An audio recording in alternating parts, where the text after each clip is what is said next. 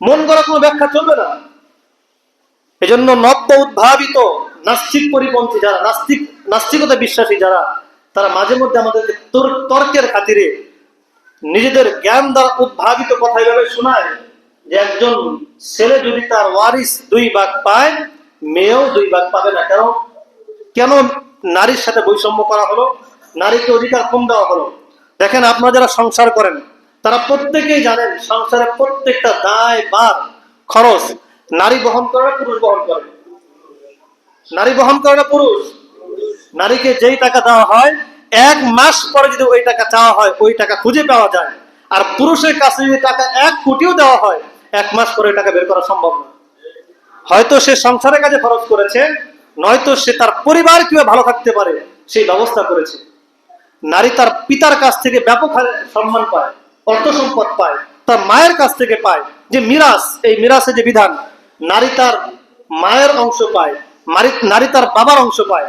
একজন ছেলেও যদিও পায়, একজন নারীকে যখন বিবাহ করে ঘরে নিয়ে আসে, নারী ওই ঘর বিবাহিত ঘরে টাকা দিয়ে আসে না, বরং পুরুষ তাকে টাকা দিয়ে তারপরে ঘরে নিয়ে আসে। ঠিক কিনা? তাহলে সেখানেও নারীর লাভ।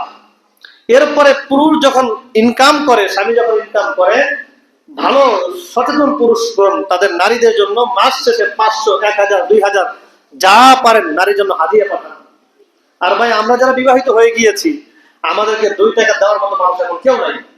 সবাই সন্তান বাবার কাছে চায়, স্বামীর কাছে স্ত্রী চায়, মা চায়, বাবা চায়, সবাই খালি চায়, নারীর কাছে কেউ চায় না।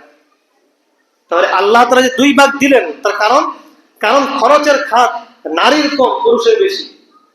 নারীর খরচের খাত কম, পুরুষের বেশি।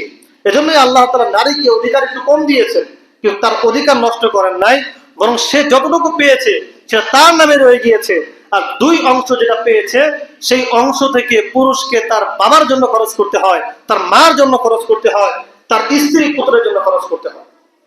এজন্যই আল্লাহ তাআলা এই বিধানটাকে 3 ভাগে ভাগ করেছেন। 2 ভাগ পাবে পুরুষ আর 1 ভাগ পাবে নারী।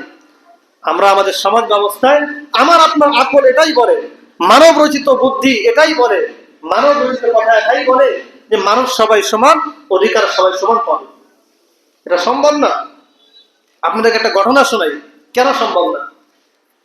এক লোক, বৃষ্টি হচ্ছে বাড়ির মধ্যে বৃষ্টি হচ্ছে, একটু খারাপ লাগতে পারে, তো বাইরে প্রচন্ড বৃষ্টি, পুরোনো দিনে বাড়িঘর, বাইরে বের হয়ে পেশাব পায়খানা করার মতো ব্যবস্থা নাই, বজ্রপাত হচ্ছে, ঝড় হচ্ছে। এখন প্রচন্ড আকারে ওই পুরুষের পেশাব চলছে, পেশাব করবে। এখন উনি ঘর হতে বের হতে পারতেছেন না, কি করবেন? উনি ওই যে ঘরের যে দরজা থাকে, দরজার ফাঁক দিয়ে পেশাব করে ফেলছেন। পেশাবটা ঘরে পড়ছে না বাইরে পড়ছে? বাহিরে। এবার নারীরও পেশাব চাচ্ছে, এখন পেশাব করবে কোথায়? যেহেতু সমান অধিকার, পুরুষ বলতেছে তুমি ওই দরজা দিয়ে পেশাব করো, ওই জানালা দিয়ে পেশাব করো, ঘর থেকে বের হয়েও না। এখন আকলমান আপনারা বলেন, এই নারীর পক্ষে কি এইভাবে পেশাব করা সম্ভব? কেন সম্ভব না? কারণ আল্লাহ তাআলা সৃষ্টিগতভাবে মানুষকে যেভাবে তৈরি করেছেন, তার মধ্যে নারীকে একভাবে সৃষ্টি করেছেন, পুরুষকে আরেকভাবে করেছেন।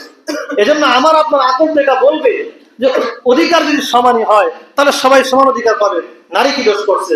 দেখেন, নারীর যেহেতু খরচের খাত আল্লাহ তাআলা কম রেখেছেন, তাই তাকে অর্থ আল্লাহ তাআলা কম দিতে বলেছেন।